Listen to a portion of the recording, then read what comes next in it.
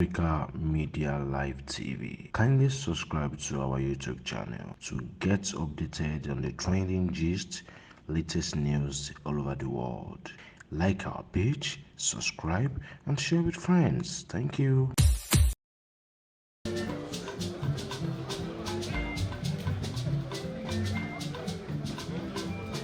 Ọmọ tí ń lọ bẹ̀bí àyìnlẹ́ o.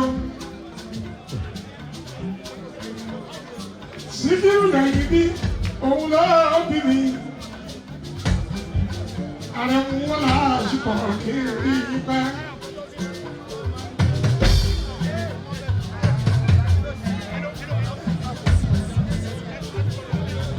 Ààrẹ mú ààrẹ mú ààrẹ.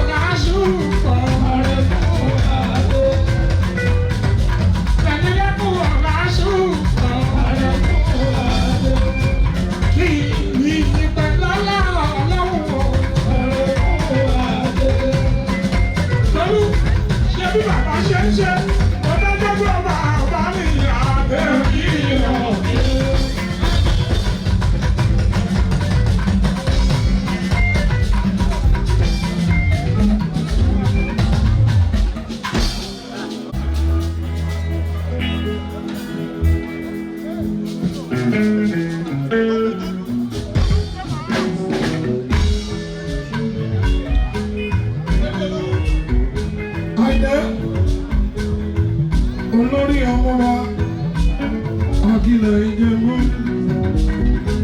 ewé oyè amọ́rí, ewé oyè amọ́rí, ewé oyè amọ́rí, ewé oyè amọ́rí, olórí ọmọ wa.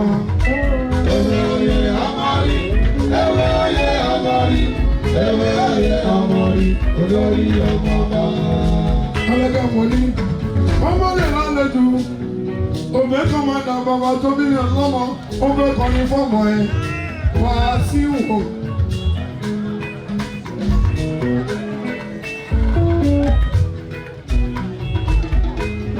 Olórí ọmọ wa.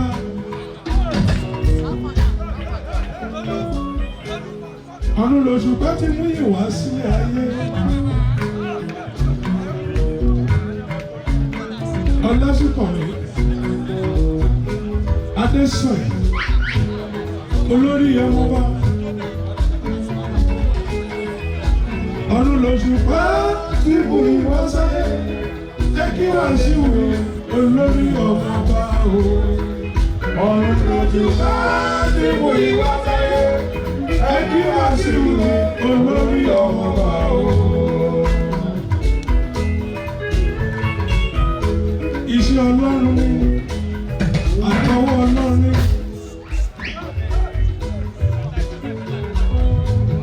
Olórí ọmọ bá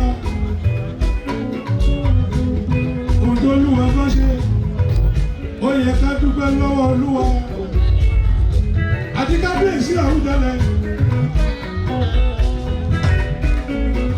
Ọ̀pẹ́ pẹ̀lú ọgbàtẹ̀ wọlé Síkírù Káyọ̀dé torí Adésọ̀yà. Olórí ọmọ bá Ọlásùnkànmí mi o, Àyìndé Màṣá.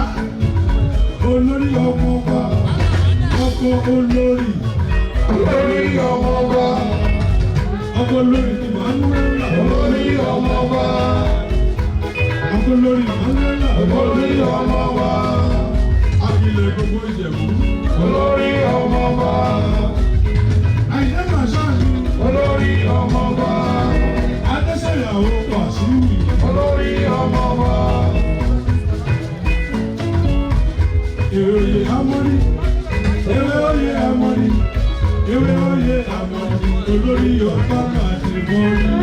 Ewé oyè amọ́rí, ewé oyè amọ́rí, ewé oyè amọ́rí, olórí ọba máa ti mọ́rí.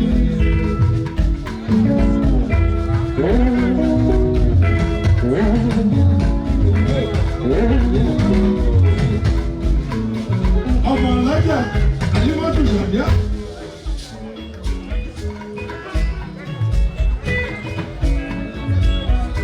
Òfin tó máa nà ọmọ tó bí mi lọ́mọ. Wọ́n ti kọrin. Wọ́n yìí tẹ́ wọ́n sí i. Olórí ọmọ Akilẹ̀ Ìjẹ̀bú. Ẹni Ọlọ́run náà jẹ́ farawé. Ọ̀run lòṣùpá tí mú ìwọ́ sẹ́lẹ̀. Ẹ̀kú àti olórí ọmọ ọ̀run lòṣùpá. Africa Media Live TV. Kindly subscribe to our YouTube channel to get updated on the trending gist, latest news all over the world. Like our page, subscribe, and share with friends. Thank you.